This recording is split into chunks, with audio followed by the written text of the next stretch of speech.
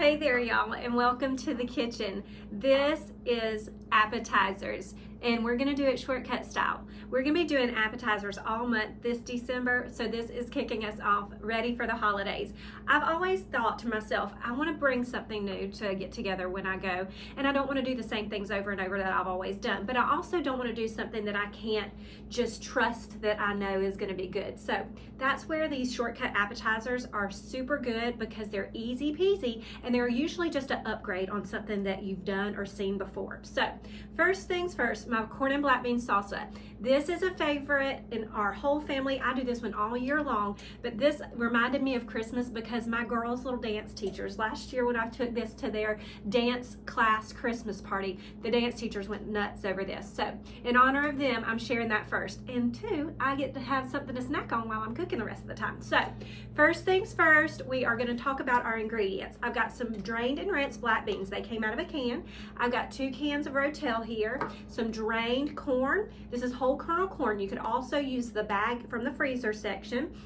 And I've got some fresh ingredients that I'm gonna add to it. Some cilantro, a little bit of lime juice, and then I'm gonna add in fresh tomatoes and onions, okay? So that's where we're starting. So first thing, I'm gonna put in a whole can of black beans. And like I said, those are drained and rinsed. You don't have to rinse your corn, but I did drain my corn. And I love this because it's super easy to throw together in no time. If you have the Pantry Staple guide, these are staples in your pantry that you're gonna be able to have on hand and throw this together easily without even having to go to the grocery store. If you don't have the Pantry Staple guide, I'll put it in the link in the description below so you can get that. But you always have these things on hand if you're prepared. And if you have somebody call and say, hey, we're swinging by, this is an easy go-to and to do. I love this for football parties and tailgating and stuff like that too. So let me grab my onions and a couple of fresh tomatoes. Now, my tomatoes, I always say, if your tomatoes are not in season, the canned variety is the preferred flavor. So I use 2 cans of Rotel here, and that could be fine for the tomato if that's all that you had, if the tomatoes didn't look good in the grocery store. I like to amp it up just a little bit with some fresh tomato flavor, but that's totally optional. So I'm gonna get my tomatoes, and I'm gonna make sure that I get my good sharp knife because tomatoes are your test. If your knife won't cut through the tomato skin, it's not sharp enough. So I got my sharp knife and I'm going to go through, and there it goes, just right through that tomato skin. No crushing your tomato. That's not the goal here. Your tomato wants to be tenderly cared for and your sharp knife will get you there. So I'm just going to cut these in half, and I'm going to just do a little dice on these, nothing too crazy.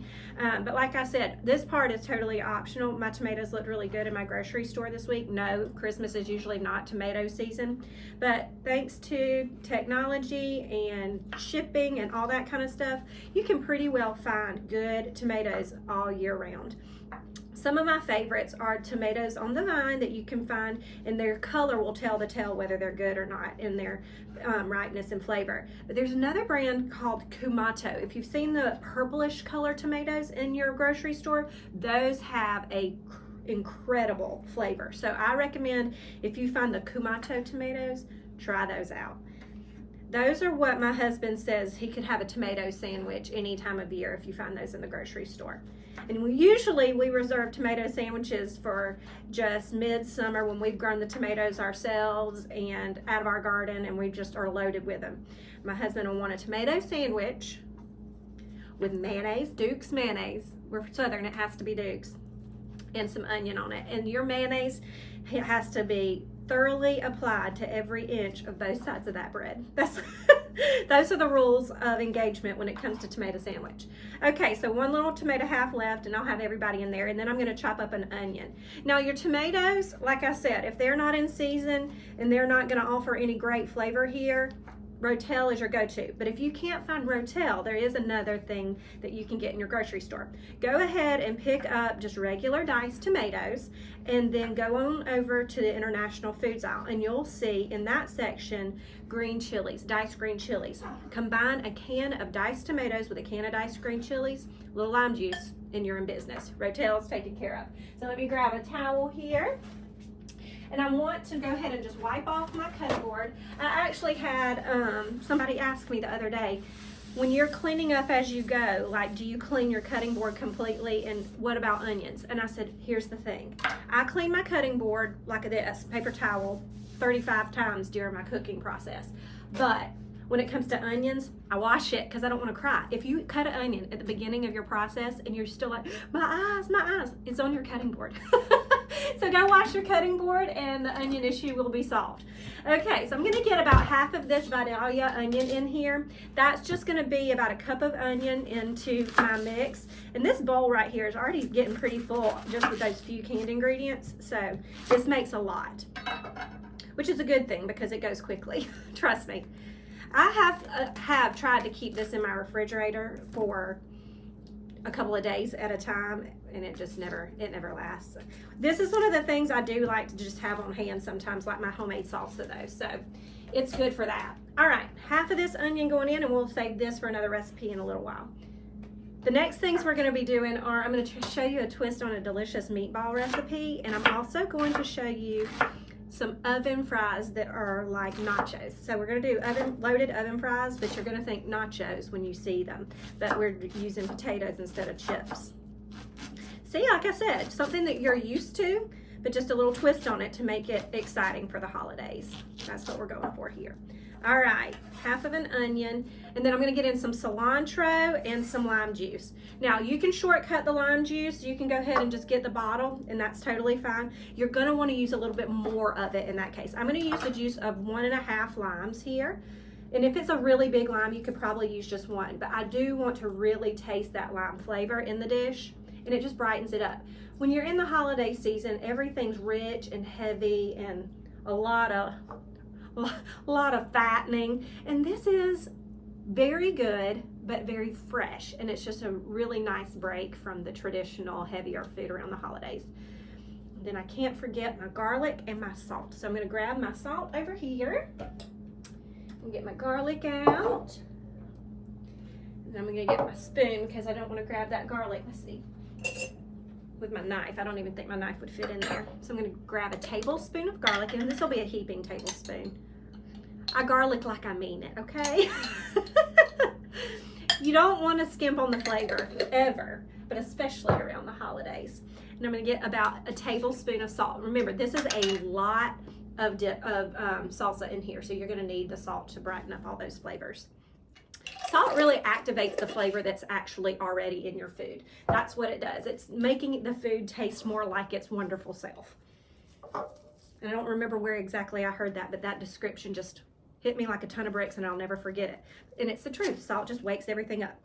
I'm going to use about a half a cup of cilantro here. This is to your preference. Some people are no on cilantro, and if that's the case, I'd use some green onions. But for me, I'm a huge cilantro fan, so we're going to go half a cup of cilantro and just do a rough chop on there. I always say I'm linking my knives and such in the description below, but specifically this time of year, if you are watching this and you are shopping, the links are in the description for the stuff I'm using if you want to give it as Christmas gifts or get it as a Christmas gift. All right, that is a big bowl of salsa that we just put together in almost no time. I'm going to stir it with a bigger spoon. I'll be here all day with this little thing. Sometimes we just try too hard not to do any more dishes, and that was one of those times. Okay, now we're stirring it. This is going to sit and just get better with time. I recommend making this in advance if you have time to. Obviously, you don't have to because we did that in less than 10 minutes and it's ready to go. But the flavor is going to get better. Like I said, the salt in there is going to concentrate these flavors and bring out the yumminess. And the lime juice actually is going to marinate the tomatoes and really just kick that up. So this dish is done. And if you wanted to add more cilantro, if you love it, because that green and red in there, it's absolutely beautiful. All right, I'm going to show you what this one looks like. Boom. That's impressive, okay? And it was a shortcut. I'm going to taste this, and then we're going to get started on the next recipe. I'm not going to make a huge bite, but I am going to get enough. Crowd pleaser. Every time. Okay, so the next thing we're going to start on is our potatoes. And honest to goodness, I'm going to show you a trick that I do all the time for my potatoes. Now, oven fries, delicious, but they take some time. But if you start your potatoes in the microwave, if I can find the handle, you cut your cook time way down. So these are par cooked, what I would say halfway cooked, maybe a little bit further. I just did about 12 minutes for my potatoes in the microwave. And so when I cut into them, they're already going to be a little bit tender, and they're going to take the cooking time down by over probably about 20 minutes. These will only end up taking about 15 minutes to crisp up in the oven since I started them this way. So what we're gonna do is we're gonna just make a delicious roasted potato oven fry, and then we're gonna take it to nacho level. I can't wait to show you how I do it. Okay, so my fries are going to be rustic. We're gonna leave the skin on because really you're gonna use it as a vehicle to get stuff into your mouth, so you don't want it to be too terribly flimsy, and leaving the skin on does that. I'm gonna get a little oil onto my tray. This is a non-stick, but I want the oil here because it's gonna make a crispy fry at the bottom, an unfried fry. And that oil is gonna just do what it needs to make our crisp happen. My oven is at 425 degrees. So like I said, this is already started on a little bit of high heat. These have been par cooked, so that's gonna go really quickly. I'm gonna have to make some room on my board real quick. All right, here you go. So what we're gonna do is we're gonna take this and we're gonna use our judgment of how thick you like your fries, but I'm gonna go steak fry-ish. And I'm just gonna cut these, let's go ahead and cut it this way. It's a little hot, but not too terribly hot. And we'll gently lay them onto the tray. Now, because they're cooked on the inside a little bit, they're going to already be softer. So be a little bit gentle when you're moving them to the tray so they don't fall apart. And then go ahead and make sure that you have a good bit of salt and seasoning on deck, because salt is the key component with a good potato. Anytime you have potatoes in any fashion, whether it be roasting, whether it be mashed, baked, whatever, you're gonna need to use more salt than you think every single time. I have never ever that I can think of ever over salted a potato. I wonder if it's even possible. I mean, I'm sure it would be, but I've never ever over salted a potato that I can remember. And I've been cooking for a long time. So your oven fries are gonna do 2 cooks. We're gonna do 1 roast, well actually 3, they started in the microwave. We're gonna do 1 time to crisp up the fries themselves and give the fries the attention that they deserve. They're gonna get in that oven and they're just gonna get really crispy with this oil. Then we're gonna top them with some yumminess, and they are going to go back in for the toppings to get married to the potatoes in a nacho sort of fashion. So we're gonna top them with some cheese, some scallions, some bacon, some really yummy things, put them back into the oven, and then they're gonna be just delicious nacho style fries. I'll be honest with you, most people probably would struggle with this hand being a little hot on the inside of potatoes, but I can't feel my fingers when it comes to heat at this point. I don't know if it's because I've burnt them over the years a lot, or because the dishwater that I use to wash my dishes is incredibly hot. I actually had somebody over at the house the other day, and they went to wash their hands, and they were like, "That's really hot water." Right out of the spigot. And I'm like, yes, it is really hot water. And I don't really even feel it anymore. Occasionally I will have to turn it down and be like, yeah, that's a little much, but don't worry about my fingers. I'm totally fine. I wonder too, I often think, it's the funniest things you think when you get in the kitchen. I'm only gonna have room for most of these, not all of these on the sheet tray. You don't wanna totally crowd it. So I'm gonna, after this potatoes, spread them out and make sure I've got everybody evenly distributed across my pan and in their own spot so they can get really crispy. But I often wonder, if I was ever on a competition show, I've seen people like grab stuff really hot and just make it to the plate at the last second. I wonder if I could do that. I do flip quesadillas barehanded. Don't do it. Don't do it at home. Don't do it just because I'm doing it. I'm just saying it happens, okay? So I think this is all we're gonna have room for. Now, on the top of these, I'm going to go ahead and put some more oil, and I'm gonna generously season my potatoes. Remember, this is just like putting salt in your pasta water. This is your best opportunity to give the potatoes themselves the flavor that you want them to have. So I'm going to get generous on my seasonings. Okay, so oil, and this is just olive oil going on here. A little drizzle all across everybody. And I love doing this with the potato skins on. It really reminds me of a twice baked potato too, sort of. And then I'm gonna go heavy on my salt, like I said.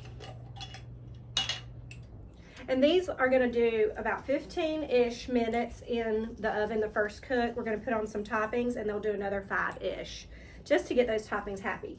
My shortcuts for this are, my bacon is bacon bits, but they're real bacon.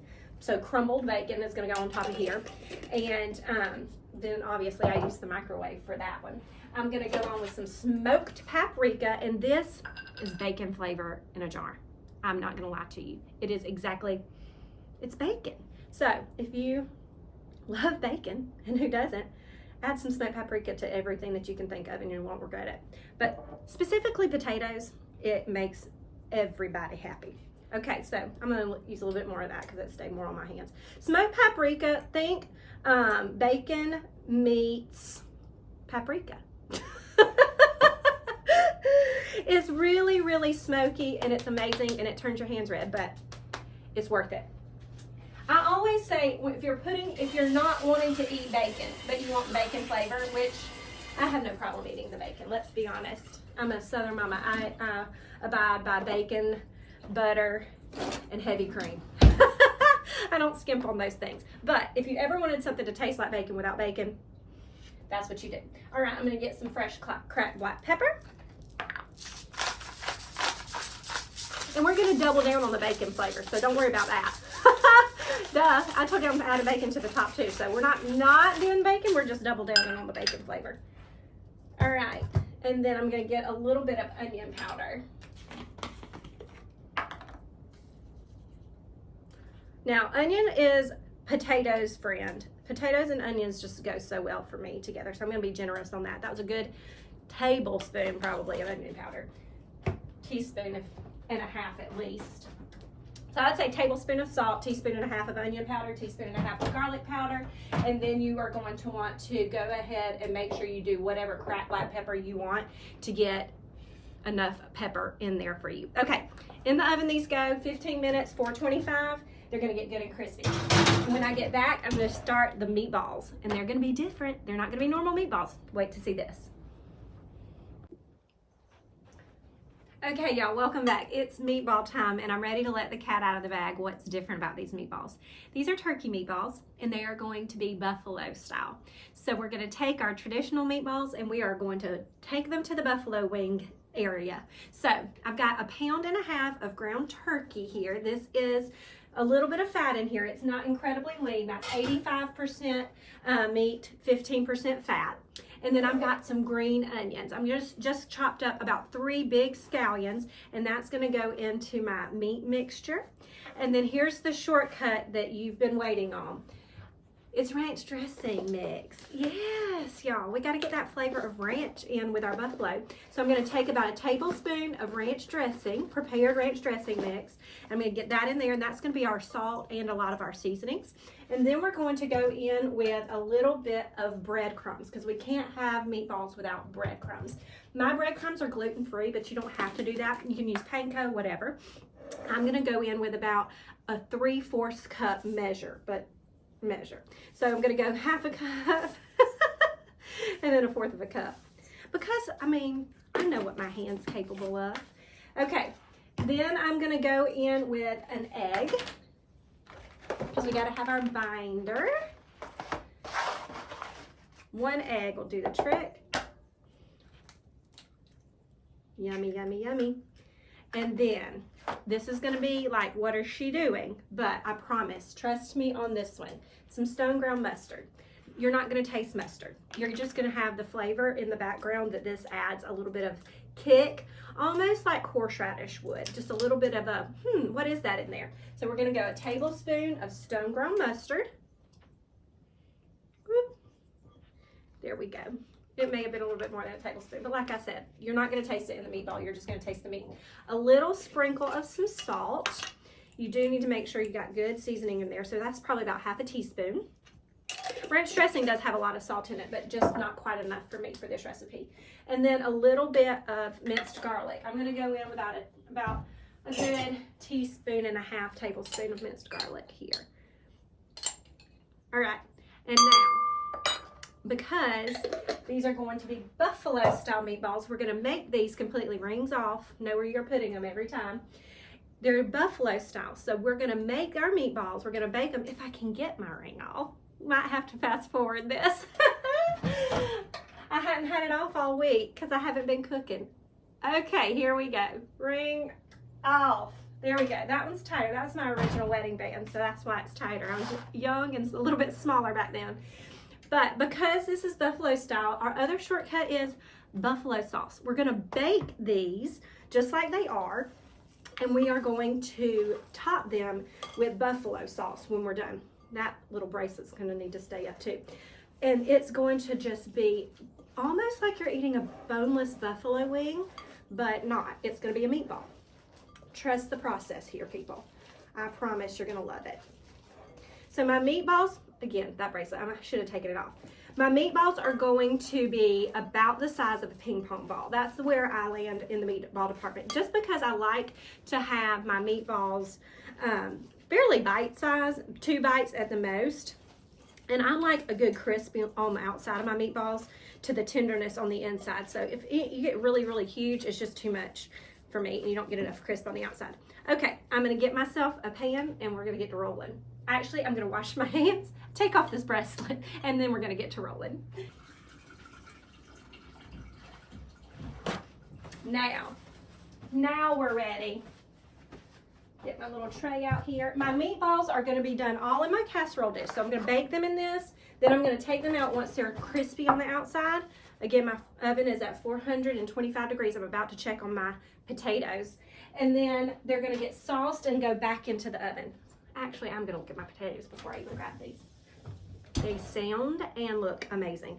And the smell that just came out of that oven, oh my goodness. So we're gonna go meatballs that are about ping pong to golf ball size here.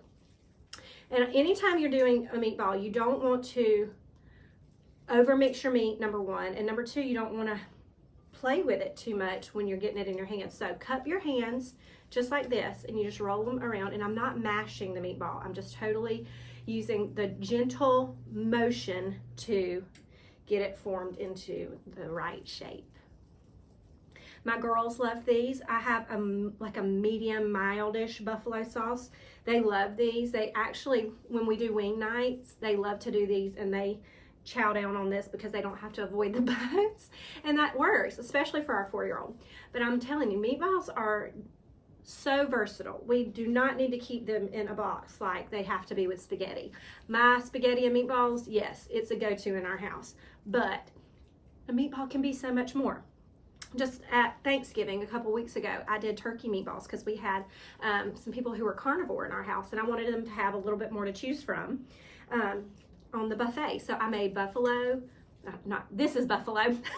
I made turkey meatballs and I did it in like a turkey gravy with Thanksgiving flavors and it was a hit. Like literally it disappeared so much faster than the turkey did itself. And when the meatballs were gone, everybody was like, are there any more of those meatballs?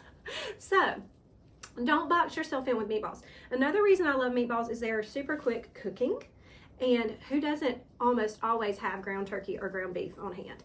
You could do mini meatloafs in a meatball form. Just think your meatloaf recipe, or you can go grab my meatloaf recipe. I have a meatloaf shepherd's pie over here on my channel that you could watch and just do the meatloaf part and take the meat and do meatballs.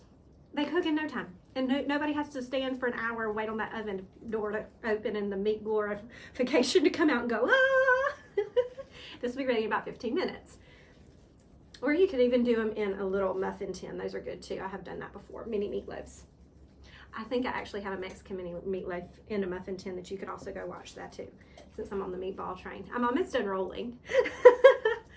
While I'm rolling, let's talk about how you can join me and learn more about Mama Whitten's Kitchen. So Mama Whitten's Kitchen, I actually teach live classes every single week on Fridays, and it's an online cooking school. My ages range from 12 all the way up to 74. My younger students are usually the ones in my live classes because I have quite a few students that take it as a homeschool elective. It's part of their curriculum. But I also have parents that watch the episodes on replay all week long to help them get a dinner on the table during busy weeknights. So I'll walk up to a young student of mine that I see. We have several local students around here that go to church with us. And the parents will be like, yeah, you were in our kitchen 3 nights last week. And it's because they're using Mama Whitten's kitchen to help them get a dinner on the table in no time. And then even better than that is when they say, my kid got dinner on the table for us and I didn't have to cook 3 nights last week. So there is going to be a link below that you can join my online cooking school. It's only $67 a month.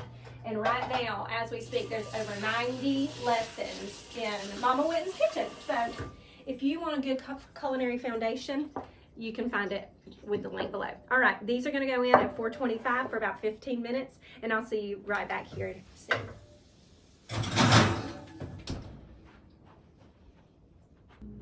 Okay, y'all, we are about at the finish line for this delicious appetizer episode, and my potatoes are crisped to perfection. So I'm about to grab them out of the oven. I'm just grating up a little bit of cheese. I've got some Monterey Jack cheese here that I'm gonna put on top of my potatoes. They're gonna go back in the oven for just a minute once I get my cheese and my bacon on. And it's gonna just be ooey and gooey on top, just like nachos would be. You can use cheddar if you have cheddar on hand, or mozzarella. You can also do your pre-grated cheese, but if you've watched me before, that's one thing I don't love to do because of the things that they keep those grated cheese separated with. That's something I don't love to eat. So grate your cheese if you have time. If you don't, go ahead and grab the bag. So my nacho fries are absolutely crisp to perfection. They didn't take hardly any time at all. And look at the color on those. That's both from the crisping and the smoked paprika.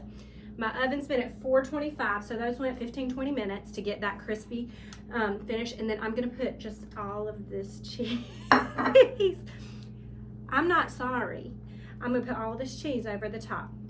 Number one, this is the holiday season, and I wouldn't be a good Southern mama if I wasn't giving you some ooey gooey goodness for these appetizers. So that's about 4 to 5 ounces of cheese that I grated there. And then my bacon is another shortcut ingredient. This is pre-cooked crumbled bacon, and it's got a really good texture already, but we want it to be great. So we're gonna put it in the oven and get it crisped up just a little bit. All it's gonna take is a few minutes to get good and crispy on top. This is coming together. It's like nachos meets loaded baked potato appetizer. All right, so that's gonna go in for another little minute. I've got some scallions there that are gonna go on at the end. If I was making this for my husband, which he'll probably end up doing this when I take it upstairs too. I'm making this primarily for my girls today, but if I'm making this for my husband, that's gonna get jalapenos on top of it too, just FYI. We're gonna put some pickled jalapenos on top of that bad boy for my husband to enjoy it. So we've got our first appetizer here. We've got our salsa, and I've been eating on it for shame, but really not, because I'm the cook. I'm in the kitchen. I need a snack. I need to be sustained. So our first little appetizer, our black bean dip is here, and I'm gonna show you how to set up the platter for our meatballs. So I'm just gonna grab out a pretty good sized plate or platter, and I want to, this will be perfect. I want to kind of just make it special for the holidays. Anytime you do anything that's simple, taking another step in presentation is gonna help make it special.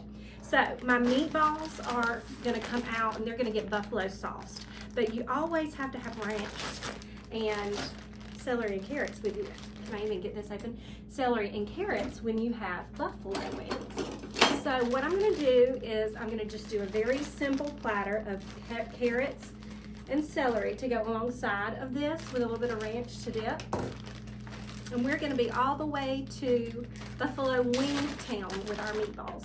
So I just have this pre-washed celery. I'm gonna take these out and just beautifully put them on the tray. Probably gonna go ahead and cut these in half. Let me grab my cutting board real quick. I love you when I use this cutting board. It always reminds me of my husband's grandma. It was hers. And we've just been in all kind of nostalgia lately. We went home for the holidays and found my wedding dress in the attic. We found some platters and things that were his grandparents. And just, it's always fun to get reminded about where you came from around the holidays. So I'm gonna get some celery on here, get some carrots on here. And I'm telling you, at the grocery store this time of year, buy the pre-washed veggies. You don't need to spend that time. Trust me, if you can find the pre-washed bags of salad and pre-washed veggies that are ready to eat, you're gonna spend that time on something better later on in the day. All right, so I'm gonna go in with my carrots. And you could even put your kids on this and make them put some effort into presentation. And whenever the kids get involved in the kitchen, they eat better. It's just true story, whether you like to admit it or not. They eat better when they're involved. All right, so I'm gonna go ahead and make a little well in the middle.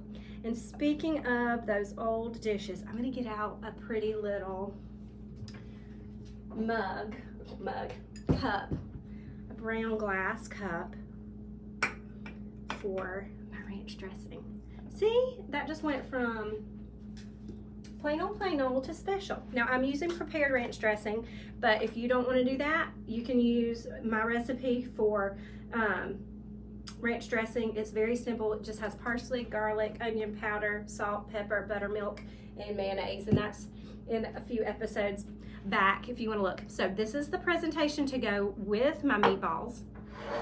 At this point, I'm pretty sure my nacho fries are about ready to come out. Let me move this and make a little spot.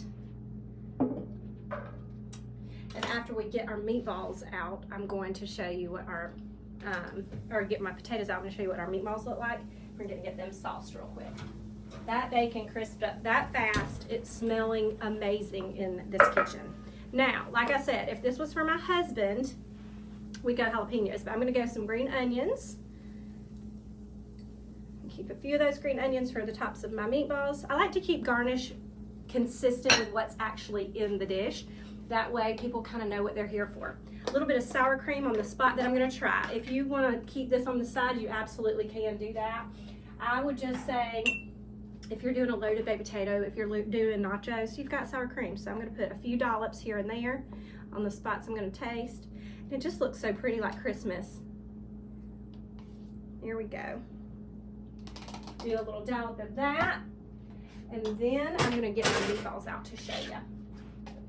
Let me hold this up so you can just see the colors real quick. I mean, it screams Christmas, doesn't it? Easy peasy. Now, I'll get a little thing to put my pan on. Now, my meatballs have been going at 425 for about 20 minutes. Maybe more like 18 minutes. But they have gotten just crisp on the top. My meat is tender and juicy. Oh my goodness. And now it just needs to get buffalo-fied. So that's what I'm gonna do next. We're gonna make a little spot right here. Now my buffalo sauce is prepared, but if you want to make your own, I use Louisiana hot sauce and butter and some garlic and salt, and that's all that it takes to make that. But I'm showing you the shortcut way today, because that's what I promised. So I'm gonna just drizzle this buffalo sauce all over these meatballs. They're gonna go back in the oven for about 5 more minutes, and they are gonna be happy town. Now, 5 more minutes, if I can be patient, I'll be ready to eat. But that's the good thing about appetizers. I can snack while I'm waiting, and I probably will. All right, in those go, and in 5 minutes, they'll be done. Okay, y'all, I smell buffalo sauce, and it means it's time to pull our meatballs out of the oven. I'm telling you, don't ever put meatballs in a box. They can be so many things. The buffalo sauce just almost automatically hits you in the face and lets you know you're about to have delicious buffalo wing flavor in your mouth. So here's the presentation for this. I do toothpicks for this. Serve it alongside some carrots and celery with some ranch, and you're gonna have a happy crowd in your house. This dip, all Pantry Staples. So below, I'm gonna link a couple of things. I'll put the Pantry Staple guide in there. It's a free printable thing that I even keep on the wall in my own pantry. You can get it printed out. You can use it on your phone, just so you know what you need in your pantry. It's like a checklist before you go to the grocery store. This is almost completely Pantry Staples, and it can be with Pantry Staples and just omit the fresh stuff, and it's still delicious. Then we've got our loaded oven fry nachos. They're absolutely delicious. None of these things were done without shortcuts. All kinds of happiness happening here. This could not only be a holiday appetizer spread, but it could also be game day appetizer spread. Another link I'm going to put below is the link to my knife, the links to the dishes that I recommend, and I'm also going to put a link to Mama Whitten's kitchen. If you are interested in getting practical cooking skills, no matter what age you are, just click that link and you'll see how that all works. I teach kids from 12 and up for a culinary elective for their homeschool or just for fun. And then I also teach people all the way up to 75 years old. So these will be delicious on my table and yours this holiday season. So try them out. And until next time, happy cooking, y'all. Merry Christmas.